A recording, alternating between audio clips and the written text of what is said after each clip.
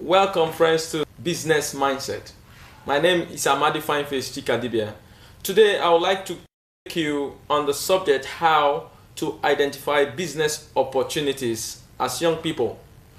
I would like to refer to a statement made by Olumide Emmanuel, a notable motivational speaker and teacher of the truth.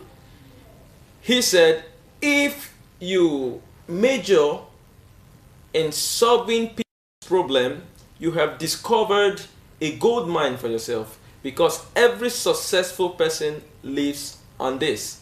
What does that inform you? What does that tell you?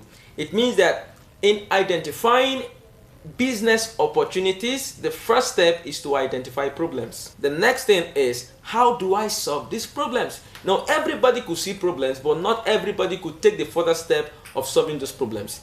I'm going to show you a practical way on how to identify problems and solving them in a way of creating a niche of business for yourself. I believe everybody has a product or something at home. I'm going to give you a live illustration here. This is a hand fan, and every product you pick, the first thing you should look out for is, what are the advantages of this product? And the second thing is, what are the disadvantages? The disadvantages tells you or inform you of the challenges, the problem, the limitations associated with that product. Let's use this as an illustration. Now look at that.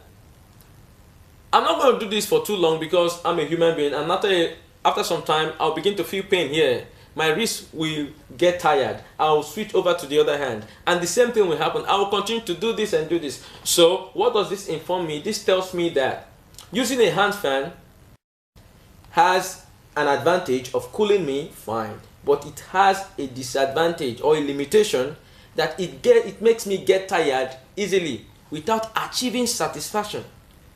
So I can create something out of that. I try to solve all limitations I come across. I try to turn disadvantages to advantage. This is a mini fan that has taken away the energy of waving my hands, the energy of moving my wrist, and I could stay all the time cooled because a problem has been solved. So every product has disadvantage. Every product has a limitation.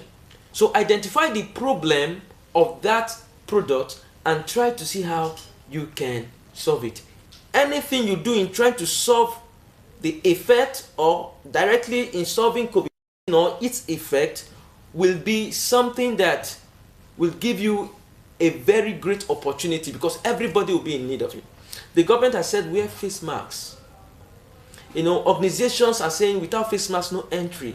You need hand sanitizers and all of this. These are the effects of COVID-19. So taking advantage of these challenges can make you get into business. You have identified the problem that, look, I need face masks for COVID-19, to prevent COVID-19. I need hand sanitizers. You can go into the production of face masks. I was so glad when I saw that in our Nigerian market, we saw the Ankara face masks. People took advantage of what is called a global problem, and they are making fortunes out of that. During this COVID-19, taxis were still running. What was the secret? Somebody knew that transportation will definitely be on. So he partnered with hospitals. Say, okay, let us take care of the mobility of your staff.